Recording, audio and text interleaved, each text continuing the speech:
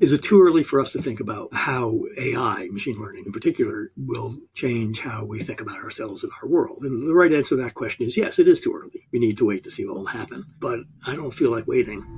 I'm Jane McConnell, and welcome to Imaginize World. Today, we need to focus on the future for new generations. What kind of world do we want them to live in, and how can we help them build it? Greetings. Today I'm with David Weinberger, a writer whose books and work about technology have influenced many. We talk about the evolution of the web, AI and machine learning, fairness, unanticipation, and other dimensions where technology and humans come together. Good morning, David. Hello, Jane. It's very nice to see you in person after having heard you talk online so much and having read a lot of your work. I'd be interested in your describing yourself briefly, because everywhere I look, David, they have a different word for describing you. You're a philosopher, you're a technologist, you're a researcher, you're a writer, all these different perspectives. What would you want people to say? I know David, he's a... It's easier to think of things I don't want them to say about me. Okay, that's a good answer too. But I'm not going to answer. I don't want to go down that path. Well, I will a little bit. So I have a PhD in philosophy from 1979, which is a long time ago. I taught for 5 years after that. And then in 1986, I went to work at a tech company. And I haven't done academic philosophy since. So, and I never called myself a philosopher, because to me, that's like a literature professor calling himself a poet, which they might be, but being a literature professor does not make you a poet, and teaching philosophy does not make you a philosopher. So I don't think I've ever called myself a philosopher. I think I've almost always pushed back against it. It got easier when I was 50 because I felt entitled to call myself a writer, which is what, in fact, I had always been. I guess there's a lot of teacher in me as well. But I finally had a book accepted, and it did well. It was co-authored. And at that point, I felt, oh, okay, I mean, that's the sort of thing that lets you say you're a writer. So usually I say I'm a writer. And despite what I just said about philosophy, I know that there are philosophical strains in what I write. My philosophical background matters to me. I mean, it's part of me. But over the past, I'd say 5 years or so, I've started coming to terms with the fact that that's actually a significant part of me. And I've been embracing it more in what I've been writing, which is why I am publishing much less. That and increasingly shy. Yeah, I'm a pretty deep introvert, which doesn't always manifest as shyness, of course, but I'm also really shy, and I'm anxious about, in the bad way, not anxious to, but anxious about posting what I've been writing, because I doubt its value and I don't look forward to being pilloried. It's very simple. It's I have a pretty imperial imposter syndrome, and I don't think I'm unique in this, but I think it's well earned. So, yes. Short answer: I'm a writer. I write about technology. Okay, that's good. I say that it's good because Imaginize World is about how people imagine the future in order to build it. And I'm orienting the direction more and more towards thinking about youth, about the future generation. How can they be inspired? What should they be thinking about? What should they be doing? What can they do to create the kind of future that they want to have? One of the most crucial questions. For a long time, I've been a member of a network. Started out as a little conference, but it's a network. So there's, at least since the year 2000, where the founding question, which people, lots of things come up, but they stick to it pretty well, is what is the internet that we want to leave our children? So this was in 2000. AI was not yet, the thing.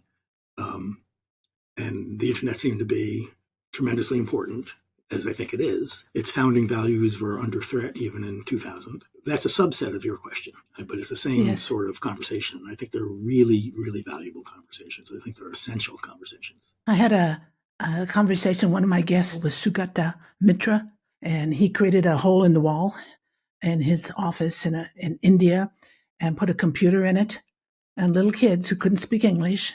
I think about that experiment a lot. It comes up frequently for me. One of the things he said when I interviewed him was that we are preparing our children for our pasts, not for their futures, preparing children based on our pasts and not thinking about their futures. He's got a lot of things to say, and it's one of the most popular ones on my podcast series for the moment. So he struck a nerve, I think, for a lot of people.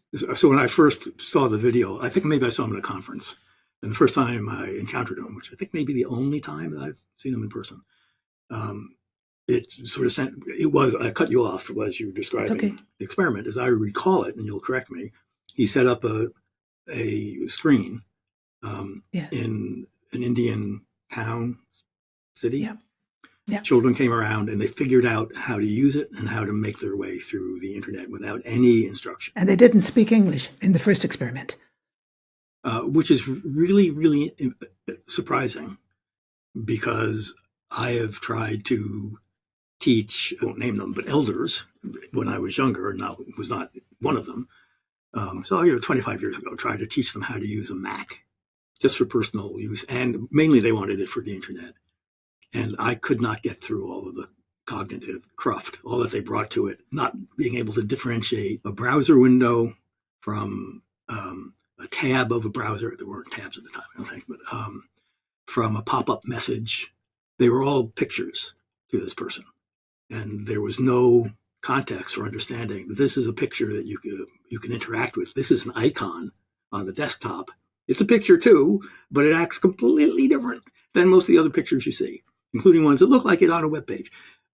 They eventually figured out how to do the things they wanted to do. It was mainly email.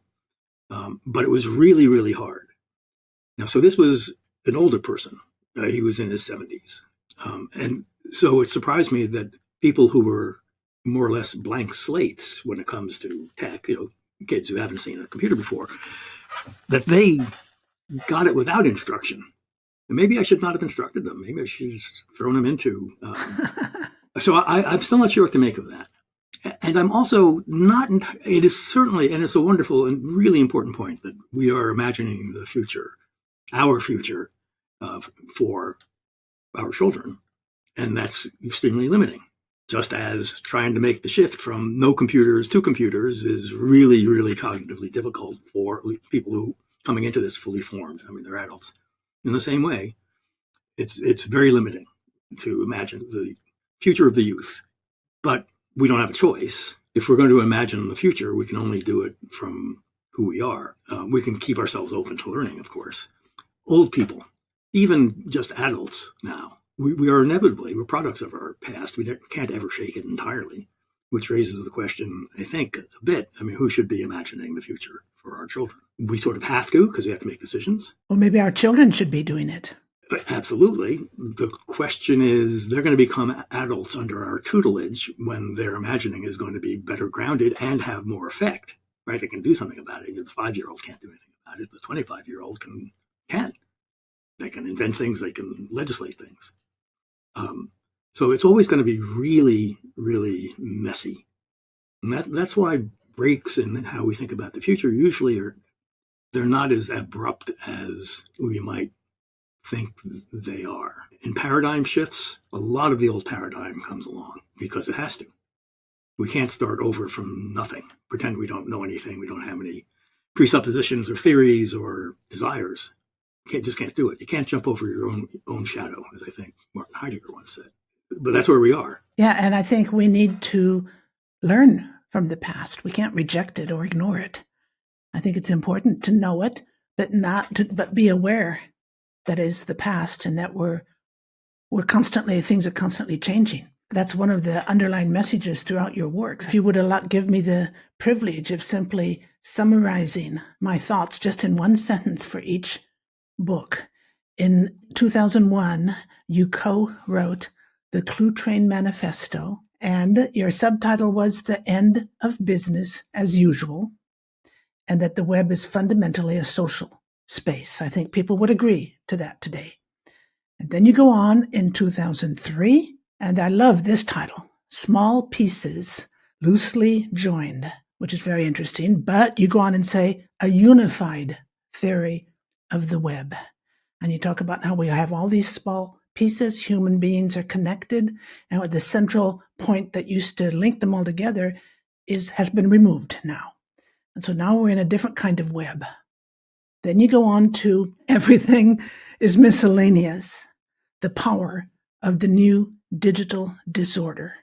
And that's a rather, how would I say, provocative title, in that you're saying there's a disorder, digitally speaking, and it's powerful. A thing you say in there is that deciding what we believe is up to us now, because there's no one way of organizing everything that's out there on the web. Then you move into Too Big to Know. That's in 2012. And this one is Rethinking Knowledge Now That the Facts Aren't the Facts. Experts are everywhere, and the smartest person in the room is the room. That's an extraordinary title. How did you come up with that, David? The titles are really hard for me because most of the process of writing the book is figuring out what it's about. So Everything is Miscellaneous. I kept track of its titles, and I can't find the list anymore, but it was at least 20 of them over the course of the year or two writing it. And at one point, and each of them reflected what I thought the book was about. So the book actually is about no longer having to rely upon a single central taxonomy or classification or set of categories that we've all agreed is real. And saying, none of them are exactly real. Many of them are useful. And with the web, we are able to for example, we're able to tag things. So rather than saying that this thing goes on this shelf, it's a book about history of cooking in the Civil War. Does it go on the history shelf, the cooking shelf? Where does it go? Yeah. We don't have to pick a single place for a book because they're digital, and we can just tag them with whatever it means to us. Maybe it's great grandpa is what we're going to tag it because he was cook, great grandpa, whatever. And we can give it as many tags as we want, and that dissolves is so much more useful almost always than a single not arbitrary, but a single classification scheme. So I thought that book at the beginning was about the power of metadata. Power of Metadata is not a great title for a book that's trying to get readers. No, it's not. And so I went through 20 different iterations, not just of the title, but what it was. It was a defense of messiness for a pretty long time, which is much better than anything with the word metadata in it. So the Too Big to Know, that one I knew early on was about knowledge and the fact that knowledge, there's so much now that we know so much more. We know, and our systems of knowledge have been set up largely to reduce because there's only so much before the digital world and the internet that we could know, that we were able to keep track of. Yes. But now it's pretty much infinite, the amount of storage and accessibility. So I knew what it was about. I think the title was pretty early. The subtitles are intended to be provocative. They let the reader know a little bit more about what the book is about, but they also try to give the reader a sense of what reading the book will be like. Is this going to be a dry academic book about knowledge and authority? Well, in a sense it is, but it's not an academic book. So, and I do like the smartest person in the room is the room as a phrase. So I was happy to hit on that. It really makes me, and I'm sure a lot of people who come across that title or who read the book, think about the fact that it's no longer a question of individual expertise. It's a question of together with different people, experts or not experts, because you raise the question of what is an expert. That is something you raise regularly in your writing. And just a quote that you have from the book is, "Internet enables groups to develop ideas further than any individual could." That's a strong statement. You're suggesting that even some of the top thinkers or top scientists benefit from being part of a network, directly or indirectly, and that the knowledge benefits from that.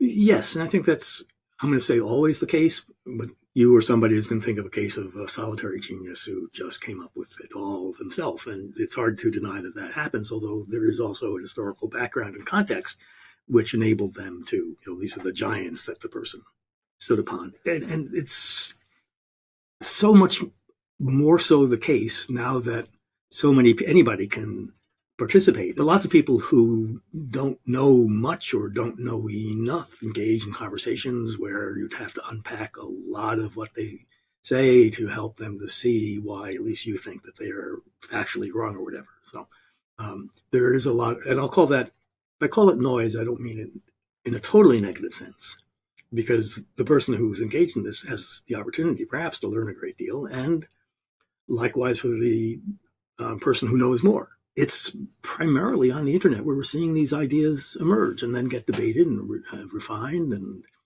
sometimes bashed wrongly or upheld wrongly. But we all know this, right? And it's gotten, in a sense, less efficient, and I'm not sure why. It has allowed a lot of very bad ideas, in my opinion, to become taken as codified by large segments of the population. This is just maybe the most obvious and talked about problem with the internet. So let's move to 2019 and Everyday Chaos. This is a book, I think, that could have frightened a number of people. Your subtitle is Technology, Complexity, and How We're Thriving in a New World of Possibility. It's a very, very upbeat title. And you move into chaos and you talk a lot about machine learning, deep learning. And I think that's what maybe puts people off, sort of related to AI. People chat GPT and all that sort of people are taken for granted now. But I don't think most people really stop and think about machine learning and what it means. And you talk about that quite a lot. Yeah, that's what I've been writing about for 7 or 8 years. Yeah. Because I find it fascinating. Most, if not almost all of what I've written in the past 40 years has been about how tech affects how we think about things. Yes. The sort of mental models that we have. Not a phrase I'm crazy about, but it's actually, I think, probably the right phrase. The subtitle, I'm sorry, I'm going to go back to subtitles. The subtitle of CluetrainManifesto was The End of Business as Usual. And in lots of really important ways, business as usual did not end. In lots of important ways, it did. And I think we've gotten so used to them, we don't always notice them. But that subtitle would need a lot of work now. If a book came out with that as a title, it would pretty clearly, and we could see ahead to 25 years. Nope, that's not what happened at all. Yeah. Big companies got bigger, etc. Lots of things did change. My point is, that's the subtitle I maybe regret the most, although it was very effective for the book, and we believed it at the time. But that's because it was a prediction about what will happen, and I have no power to predict what's going to happen. And I've never thought that I did. I don't. I don't know who does, but maybe nobody, but it's certainly not me. I'm way more interested in how living on the internet, as we were starting to do 1999, 2000, changes how we think about how things go together mentally. And that's always been what I'm interested in, which is to say I'm interested in the philosophical implications of technology. But since I'm not a philosopher, I'm not comfortable saying that. And in terms of writing a book that's intended for non-specialists, it's not a good word to include in your subtitle. You say you talk about how technology affects how things go together. In our minds, yes. What we see is, in some cases, cause and effect, for example. Yeah. That's I don't remember if you talk about that directly. I've just been writing about it, so I can't remember. I mean, so that's a very big one. And machine learning is really interesting in that regard because it doesn't know a thing about a cause and effect. It's not a air quotes here, it's not a concept that it has. If it had concepts, that wouldn't be one of them. It's not part of the model that machine learning builds. Either the large language models that are behind the chat AI stuff that has suddenly just exploded the world, or if I say more traditional, I mean like 2010 machine learning, where identifying objects and images was sort of the classical case of what machine learning could do. It doesn't have concepts, to begin with. But when you get to things that are predicting what we would see as the effects of causes, which is often what we use it for, the machine learning for, it doesn't know. It knows about correlations. It doesn't know about causality. It can observe that smoking and lung cancer, there's a correlation there, statistical correlation. But it doesn't know which came first. It doesn't know if the cancer causes smoking or smoking causes cancer. It's just not part of it. And there are people who are very concerned about this and have proposals for how to integrate a causal model into machine learning models. It's apparently really, really, really hard to do. Mm-hmm. And that's the source of some errors, but it also means it just doesn't think like us. It doesn't think at all. I'm going to stop backing off of using human cognitive terms to talk about AI because it's not cognitive, but there's like no other way to talk about it. We don't have a vocabulary. You say that the universe, we have long believed that the universe is knowable. And that because we think it's knowable, we used to think, or many people still think it's knowable, therefore it's pliable to our will, you said. And I love this quote where you say, evolution has given us minds tuned for survival and only incidentally for truth. Do you remember writing that?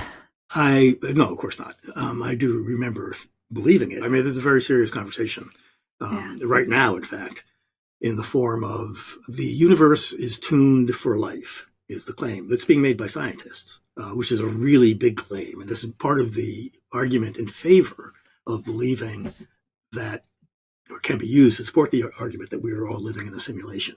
Because a simulation, absolutely, if we are, is tuned for life.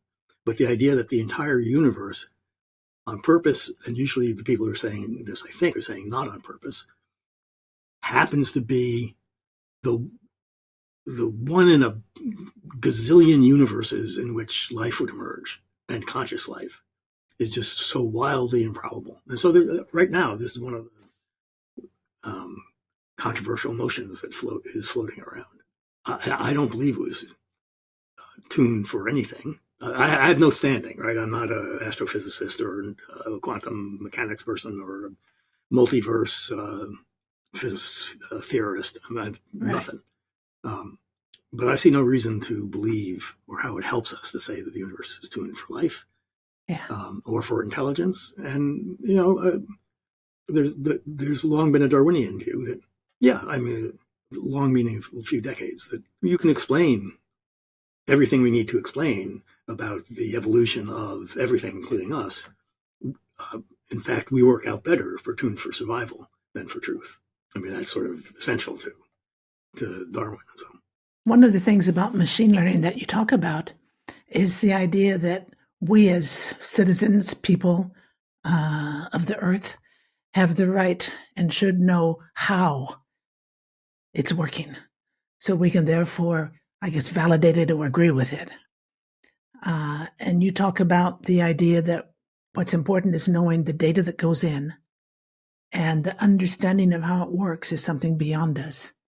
And it is not necessary to know. We don't demand that of other systems. Yeah. So how can we accept and, I would say, celebrate machine learning, ensuring that it's still, I don't know how to say it. You talk about our human truths, our values, that it respects fairness, for example. That's something you talk about a lot. How can we take control of that? Or how can we influence that? I don't know even how to ask you the question.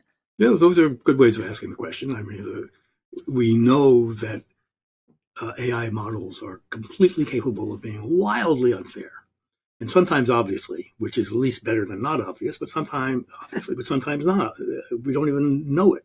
Yeah. That's really, really dangerous. And I think we keep discovering layers of levels in which it can be unfair in one way or another. One of the good things this has done, I mean, I hate to point out the positive side of AI unfairness, but I will, because I think it changes how we think about fairness.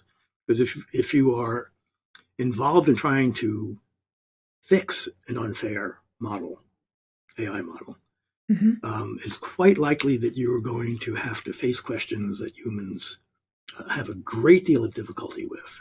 And you will discover, as researchers have, as well as practitioners, that, oh, geez, there's maybe a dozen different types of fairness, which is very important to know. But then you have to decide, well, which type is fair? Which type do we want in this case? And we don't have good ways of deciding that. So can I give you an example? You're using AI to evaluate mortgage applications because you're a mortgage lender. And you want to be fair. And so you do your first run of it and looks useful, says, okay, these are the top tier people you should lend to. But upon investigation or even a casual glance, someone on the management team says, there are very few women in this top tier.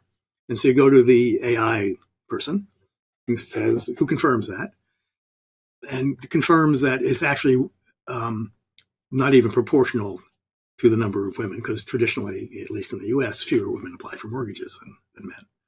So, but it's way out of skew. I mean, it's horrible. And so, you go back and the first thing you do is examine the data, because it's that's what machine learning is learning from. And you verify as well as you possibly can that no, the data is not biased. It goes through, passes all the tests. It's representative. As far as you can tell, it's a representative sample of data that this has been trained on, and it had no signifiers in the data because you remove them about what somebody's gender is and so forth. You remove the proxies as well. That is the data items, the column in the spreadsheet, so to speak, that is correlated with gender, either obviously or not obviously. So you do all that and you go back and you say, the data is good as far as we can tell. Data is fair. And then you propose some ways of fixing it. For example, say, we could change what the threshold is for getting approved for a loan. And we could just make it, sort of arbitrarily. We'll lower it for women and we'll raise it for men. And I can tell you exactly where. You tell me what percentage you want. And if you want to hit 50-50, I can do that for you. If you want to do 60-40 for men, I can do that. If you want to do 60-40 for women because of historical injustice, and you want to repair that.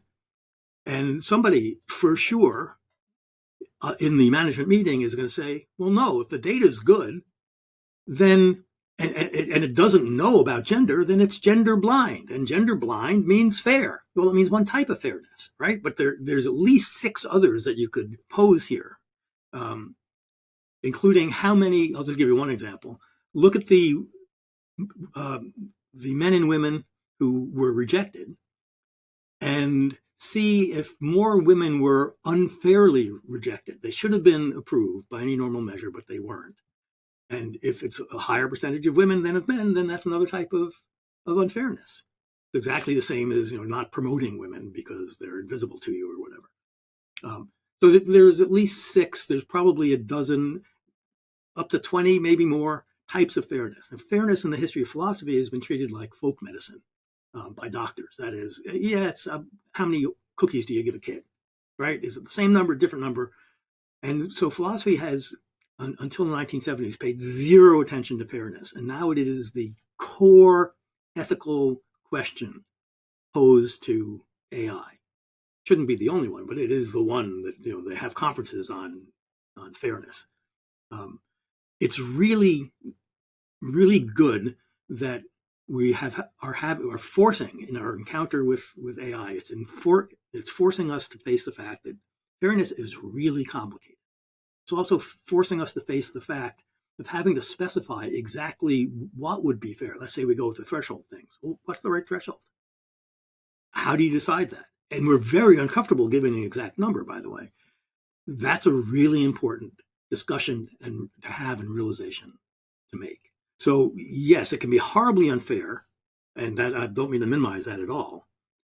But for whatever reason, I am intellectually more interested in the effect on our ideas about fairness. In part because there's so much great work being done on the effects, the practical effects of this unfairness. I don't feel like I have anything to contribute to that. Well, that's very interesting what you've said. The situation I was thinking of is very simple and quick to describe, and I'm curious to know how you will interpret it. It's something I read a long time ago. It had to do with self-driving cars. And if the self-driving car is in a situation where it has to make a choice between I'm going to hit this old man or this young girl or these children or the pregnant lady, which do I hit or which one do I avoid? In a context where you can't stop the car fast enough so that someone's going to get hit. And so you have to make that decision about maybe it's a question of, I don't know if it's fairness, but not really fairness. That's not right. It's a question of how do you make decisions like that? What moral framework are you going to use? If it's utilitarian, then you kill the old people first because they have less to contribute. If it's a question of, so there was some grad students at MIT who 10 years ago now, boy, time flies, set up a site called The Moral Machine. It asks you to make exactly those decisions. 10 instances, different sets of people randomly, described as a healthy jogger or somebody with cancer, or an old person, a young person, or a nun, or et cetera, et cetera. And it is valueless from my point of view, and I think they agree, as settling any moral arguments, but it does have value, and they broke it down by culture. And they notice things like, statistically in China, they value the elderly more than typically in the West, and so you generally would steer away from. I'm sorry, it's reinforcing a stereotype, but it seems from that data to be genuine. I'm just reporting on the data. But there's no moral implications to that because we don't know which culture gets it right, and that may not even be a sensible question. The good news about cars is I don't think we will, at least in the West, we're never going to feel entitled to make that decision, if only for political reasons. You can just imagine the uproar if the federal government says, and they're going to knock off the old people first, or it's going to spare nuns and rabbis if we can identify them. It's just politically impossible. But there was a real case of this 7 years ago. My time scale is way off. 73, nothing, it's all one moment for me at this point, but in which one of the major, I think, German car manufacturers, European anyway, one of the project managers at a conference let slip that their cars would always protect the passengers first. They will always, and that got repudiated by more senior bosses because it sounds terrible, but nobody's going to buy a car. Most people are going to buy a car that says that's what they're going to do. You're not going to die to save a nun or whoever, just make up your example. It will always make you person number one. It's hard to get around marketing that way, I'm afraid, at least in the U.S. Nobody wants to address the question because it's not a possible one. I don't think we're going to ever be able to face that question. But be interesting to ask a bunch of children what they think. Now, you said you had a third one, David. Yes. I just came across this. It was a year ago. Somebody on Reddit asked Midjourney, which is one of the image generators. Yeah. The prompt came down to this: compose a selfie of Spanish conquistadors in the 17th century. You don't see the camera, and it should be lit like an iPhone, et cetera, et cetera. And it did it. It's really sort of great. You got a bunch of conquistadors in their uniforms, and they're standing, well, big, big smile. And you do the same. This person asked for different time periods and different cultures. And everyone, great picture, great selfie, just astounding, right? Just so good.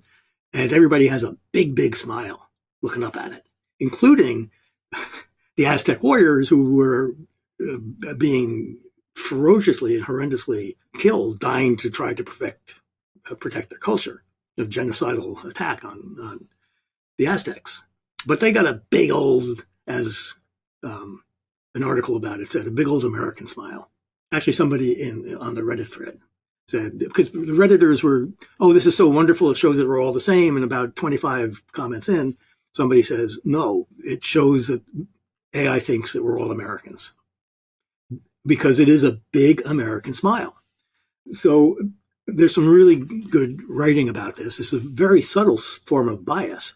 One of them is of Native American chiefs or leaders. And they also have the big smile. But I'm trying to remember the name of Janka, Janka. They go by their first name. Wrote a really great article about this, from which I am now drawing. Smiles are very culturally and historically different and determined. Even today, even right now in Russia, if you catch the eye of a stranger in America, we tend to smile. Maybe not on a New York City subway, but in general, we'll smile. And in Russia, that would be weird. It would be totally sus to do that. It's just not the right way to greet somebody for whatever reason. So this is so full of American stereotypes, which is almost inevitable given what it's been trained on. So I went to ChatGPT, asked it to do the same thing. But I also asked it, can you tell me about the history, the differences in the meaning of smiles across histories and cultures? And it gave me a great little, mini sort of Wikipedia-style article the way that it does. It had 6 examples, one of which was, in fact, the Aztecs. And it sounded right to me. Maybe it's hallucinating wildly, but nevertheless, it did point out ways in which smiles mean different things. So it does know that smiles are historically, culturally determined. But when you ask it for a selfie, it doesn't have a body of knowledge. It's not like it doesn't know that. Nowhere in it is that piece of knowledge codified and connected with other things. This is a language model. It just knows how we've used words, the likelihood of one word following another based upon the gazillions of pages it's analyzed. So it's utterly, utterly foreign. It acts like it has knowledge, but it doesn't have any knowledge, none at all. And this does raise ethical questions. So what would you like it to? So you're in charge of, let's say, of ChatGPT, and somebody points this embarrassing thing out to you. When somebody asks for a selfie, that's what they say. I want a selfie of, do you apply your cultural knowledge and disappoint them because not everybody's smiling? Do you make it accurate when people probably, if you just ask for a selfie, it's going to look at it, what it knows about selfies, which is big smile, pixels that make big smiles. Or do you want it to give the person what they probably want, which is everybody happy smiling, a selfie? You don't frown in it. It's not a selfie if you're not smiling. I don't know what the answer to that question is. I don't know that it may be an unanswerable question, but it has ethical implications, because you end up with 1860s Native American Indian chiefs gathering and smiling insanely wide smiles. And we have historical evidence, as Jenka points out, that they didn't smile for photos. So I'll tell you really quickly why I like this example. I sort of know how to deal, kind of, with the others. I sort of know what the parameters are, and you have to make a decision about it, and you can make a decision about the mortgage loan, et cetera. I don't know what the answer to this is. I'm also interested in the fact that it's, I think, a pretty clear example that these things do not know anything. It is not knowledge in any way that we think of it. Right. Speaking of knowledge, David, brings me to a topic I want to get into with you, and that is education. And I've done a lot of research, and I've done some writing that I haven't published yet on the fact that I think the whole education system is over its head right now. It's actually doing more harm than good. And it's not just in America. I did a survey I called the Future 2043, where I had 15 questions with one blank response for each question. You rate something on a scale, and then you put in a comment if you want to. And I got 200 people around the world in maybe 20 different countries. So it's by no means a statistically valid sample. I mean, 200 people around the world is nothing. But it's a wide variety of people in many different countries. And there were clearly over 1,000, maybe 1,005 people who put in comments to my questions. And I published a whole report online about the results of it. And one thing that they were really clear about was my question about education in general. Are we going to, in the next 20 years, are we going to have the same models of education that we have today? Or will they be radically different? And the comments I got from many different countries was education has to change. The models we have today are not working. If it doesn't change, it's going to be, someone talked about it being like a dinosaur. And I had people from India, from Indonesia, from so many countries who agreed that education is not happening the way it should today. What's your view on that? It's going to take a generation to figure out what to do. I think you very likely agree. This is not a question where there's an answer and we can start implementing it and getting it right. We are, I think, at sea at the moment, lost in trying to figure out what what to do about AI, particularly chat AI, because it's so accessible. It's designed to be accessible. It's designed to make us think it's a human. A lot of money was spent as a design goal. We don't know. It's challenging everything. So I don't know what to do. It's challenging the value of writing reports as a metric, or even something you should know how to do.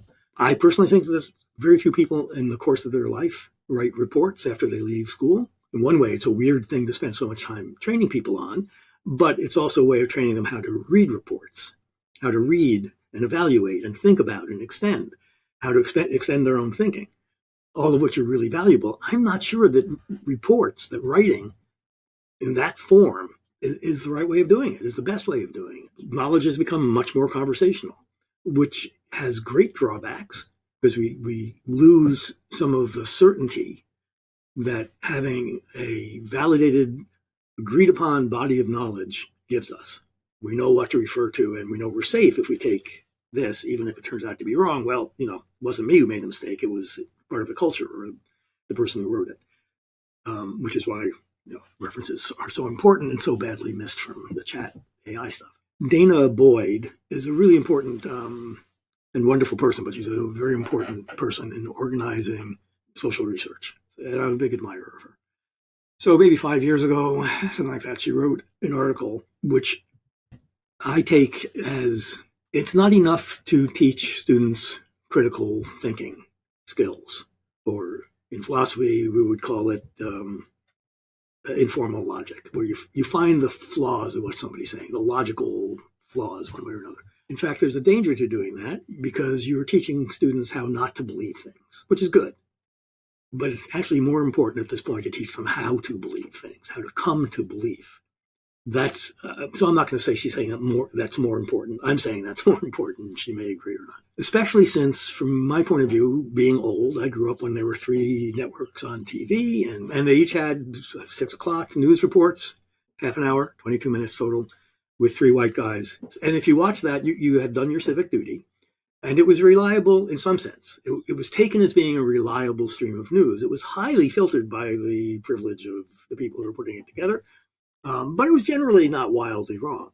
And so I was teaching informal logic at that point, early 1980s, where, so here we have this stream of information. I mean, it sometimes goes wrong. And if you can spot the times when it's going wrong by fallacious thinking and the like, then you've cleaned it up. You've taken the pollutants out, and you can drink from the stream because it's reliable. It's fundamentally reliable. And we don't have that fundamentally reliable. We all agree that this is the news. Never actually did, but we had at least that belief. Now we don't have that. What we have is we have so many sources of news and lies, of course, that just spotting the errors isn't enough. It doesn't leave you with beliefs. You take out the 35,000 lies that Trump told when he was president, whatever, some number like that. It doesn't mean that you're now left with a credible source. You now know what to believe. You're just thrown out into the world where there's so many competing voices. And so it's more important than ever, from my point of view, that we learn how to come to belief. And it also seems, again, to me, and I think obviously, but maybe obviously wrong, I don't know, that we're going to be doing this collaboratively. That's what we're doing now. And we have different opinions about what a good collaborative source is. Is it Facebook? Is it Twitter/X? Please say no. But maybe it's that. Maybe it's Reddit. Maybe it was how Reddit was 5 years ago, which is actually my point of view, and so forth. Is it having a network and a mailing list, or a group chat, or is it, all these different ways of collaborating, trying out ideas, collaborating, and learning. Some better than others, but we're not. I don't think at this point we're instructing children how they are going to be coming to belief once they leave school. They're probably not going to read books. They're almost certainly not going to be reading a newspaper. I don't think we're preparing them for the sort of the new opportunity, which is conversational. Very dangerous medium, because lots of conversations are very bad. So it's not something obvious. If it's your first encounter with a screen in your village in India, that does not by itself prepare you for understanding or participating in the global conversations that are trying to make sense of this wave of information. That's what I would like our schools to be preparing our students for, because that's where lifelong learning, more available than ever, and possibly, I have no evidence, no data, possibly happening more than ever. That's where that's going to happen. It's going to happen in the conversations, the weird conversational formats, the quote normal ones that we live in on the internet or whatever follows after the internet. One idea that has come back to me often through different pieces I have found on the internet doing my research is teaching children to solve problems, not to memorize facts, but give them a problem to solve, or let them choose a problem or define a problem, but it's based on problem solving, working in small groups together. And that sort of originally came from Sugata Mitra, his SOLE, Self-Organized Learning Environment, for which he got $1 million TED Prize to implement, just sort of by the way. But the idea being that children, and of course this can go way beyond children's school, putting students in situations where they need to think about how they can find an answer or how they can build, construct an idea, preferably with other people. I think that can be, there are some models of schools for children that I've actually located and have included in my article where that's actually the way they do it. Of course, now this is a tiny, tiny, tiny minority. That seems amazing. And one of them publishes a bunch of ideas on the internet about exercises that they don't call them teachers. I think they call them leaders or facilitators, or a word. They're trying to get away from the traditional idea of a teacher telling you what you need to know, but people helping you move towards discovering what you want to discover. And I find that really interesting. My school was not like that at all. Yeah, I was writing reports. Yeah, exactly. Some of which I still remember. Yeah. Report on Egypt in the 6th grade or something. I covered the entire nation in 3 double-spaced handwritten. Well, that sounds better than my school, David. My school was where I lived. I went to a country school that had 3 rooms, and each room had 3 grades. And you moved from one side to the middle to the other side as you went through the 3 grades. And you had the same teacher for all subjects, therefore for 3 years of your school life. When I graduated from that was from 8th grade. I graduated and I went to a local high school. This was in Council Bluffs, Iowa. So it's a sort of a rural part of the world, especially at that time. I couldn't believe how open and free this school was because of the way we had just been put into rows and taught what we had to learn. And I must say, I can't criticize the teachers. Can you imagine having the same teacher teaching every subject at 3 different grade levels? I mean, what can the teacher do, you know? Yeah, I would. Yeah, absolutely. Were there any advantages to that form of learning? The form that I had, you mean? Yeah, 3 classes. Oh, I don't know. There was probably a negative impact in that there was a lot of competition, because not only were there 3 rows, your position in the row depended on your test results. And I was always trying to get to the front of the row. I mean, isn't that crazy? So the only advantage I can see is that we as students had to do a lot of things that today they would never in a million years let students do. There was no internal plumbing. There was an outhouse for the boys and an outhouse for the girls. And so the big girls had to take the little girls, and the big boys took the little, so that we had a sense of taking care of each other. And that was very interesting, taking care of each other. Another thing we did is if we were selected, and I was one of the ones selected, but a lot were, we then directed traffic on the road that passed just by the school. We had a white belt, and we would stand, and there were signs warning cars that there's a school crossing and all that. But we were there with our identifiers, and we had to stop traffic and walk the school children across. And not today, they'd never give that responsibility to a child. And so from that viewpoint, there was a sense of taking responsibility that I don't think school kids have today. Can I say something positive about the internet and teaching? Yes. To some extent, I think it has become fairly common for people on the internet, including kids, to want to share what they've learned and to teach others. And there's lots of motives for this. I mean, it's internet fame and all that sort of, counting your numbers. The whole influencer thing? Yeah, and not just influencers, right? Almost anything. So if you play video games and you can't figure out how to get out of a spot, Google it, and there's somebody who's put up a video of how to get out of that spot. Huh. If you are, and more seriously, if you're trying to learn how to make a birch bark canoe, I haven't tried this, but I'm confident there are bunches of people who, because they know how to do something for one reason or another, maybe it's just for likes, maybe it's because of a different idea about sharing knowledge, they will go to the trouble of posting a video about it. I mean, we know that there's every topic just about has something about it on the internet. And those things got there, I think, by a sense of knowing things and not teaching is selfish. I think you're right, David. I hadn't thought about it that way. That. Yeah. And I've sensed it. I've watched a bunch of gardening videos.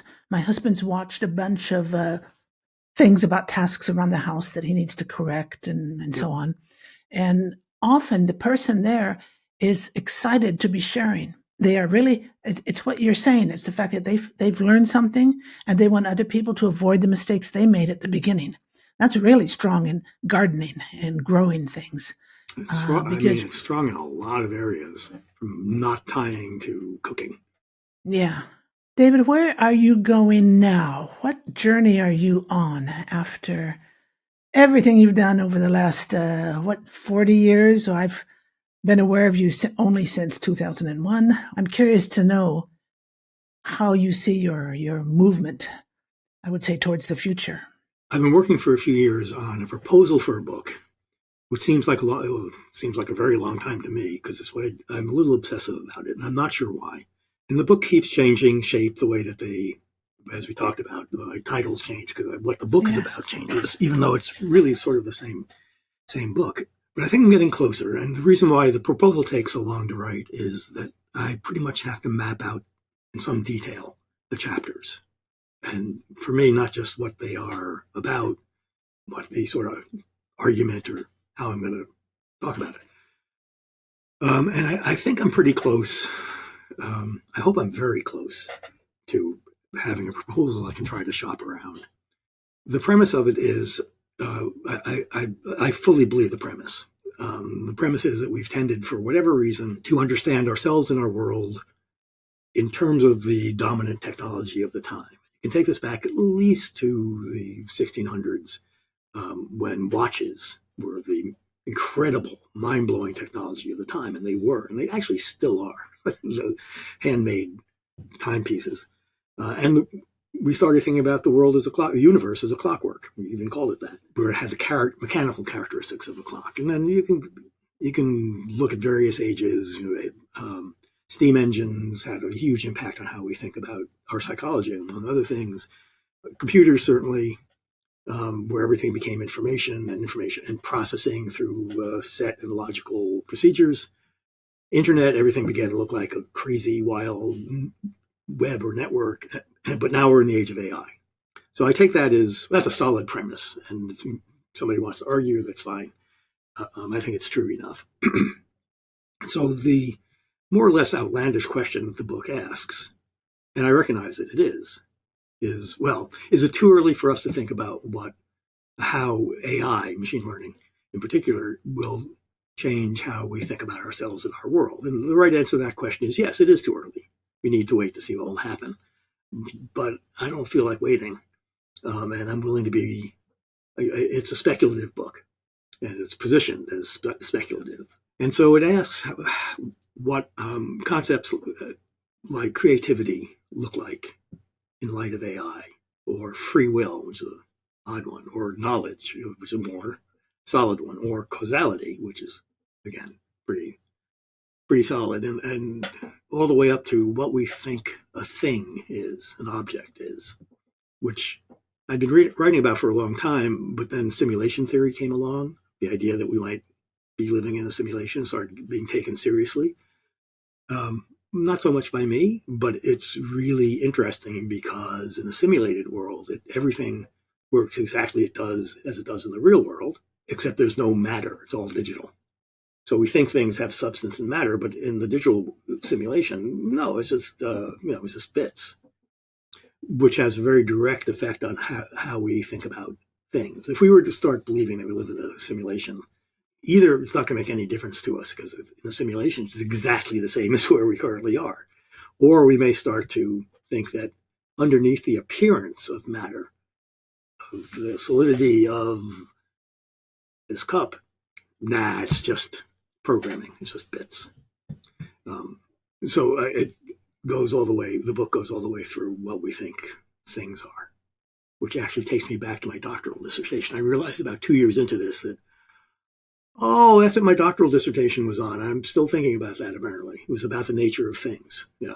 When you're speaking, it makes me think a little bit about the word unanticipation that geez. you talk about a lot. Anticipation is so limiting, and it's thanks to unanticipation that we have opening all these possibilities that are in front of us. Can I say a word about that? Yeah, please do. I talk about that in the last book I wrote, Everyday Chaos. Yes. About half of which is about the internet, how the internet is changing how we think about some of these things. And the idea is that since Paleolithic times, we have our strategy, basically our strategy of strategies has been to anticipate the future and to prepare for it. So if the weather is warming up and you're a cave person, you're going to start maybe anticipating the birds returning or whatever and start making arrows. And if you're wrong about that, weather turns and the saber-toothed tigers return and you've been making arrows when you should have been making spears. There's a very high price to that, but there's nothing else we can do. And so we anticipate and we prepare. And that's a pretty core part. I'm not suggesting we're going to stop doing that because you anticipate crossing the street by looking for the bus on either side, and you should continue doing that. But there's a way of taking the core thing that the internet has done, and given that everything is miscellaneous, there's more than one core thing. But one type of core thing is that the internet has given us the opportunity and more or less trained us to try to avoid anticipating as much as we can. So on the one hand, this is things like minimum viable products, which are launching a digital product with as few features as possible so that you don't have to decide what they want, users want. Give them the one thing they want and then see what else they need. Very successful strategy. But also agile programming, which can change as the circumstances change. Game mods where users can add their own versions of the game or tweak the game in ways that nobody could anticipate. And if the company did, they couldn't meet. The App Store on the iPhone, which is really the thing that sent it to the stratosphere, is the model of a phone. Is Apple saying, we cannot possibly provide everything that this phone can do, nor could we anticipate all the needs that people have, from serious to frivolous. So let's create an app store. We'll put in some guardrails. And they have like 2 million apps now. APIs, which extend the value of a piece of software by allowing other people on the web freely to modify it, add to it or integrate it. Open access is huge. So I'll put this, I don't know what people are going to do with this code. I know why I wrote it, but somebody else might need it for something. And in fact, the internet itself was designed explicitly as a 1982 paper, the end-to-end architecture in networking, something like that, which says, should we put security systems into the heart of the internet as a standard thing? And these three researchers say no, because then we'll be stuck with it forever, and it won't meet all needs. Instead, we should build as little into the internet as possible and make it possible for the internet to be used as broadly as possible for everything from providing security to virtual reality. And that is a core principle of the internet. It is what network neutrality, which was just reinstated a few days from when you and I are having this conversation in the US, is what net neutrality is about as well. That deliverers of the internet bits should not be able to dictate what those bits would best be used for. So unanticipation is a really important, I think, strategy of strategies that is ultimately it's about making more things possible. Rather than trying to limit the future to the one that you want, instead you try to broaden it as much as possible by making what you've done, including, is another example of the education thing, by the way, by making what you've done, what you've learned, as widely as available to people without knowing, being able to predict, anticipate what they're going to do with it. Is that, could we call that a final piece of advice that you're giving listeners to this podcast? I will sum it up in 3 words. Please do. It looks nice in print with periods between them. The imperative is to make more future, which goes back to the role of elderly and adult people in choosing what the future is going to be for our children. And since we cannot anticipate what they are going to want or what the world will be, I think the best thing to do is to open up as many possibilities as we can. David, thank you very much. I've really enjoyed this conversation. Me too. Thank you so much for talking with me.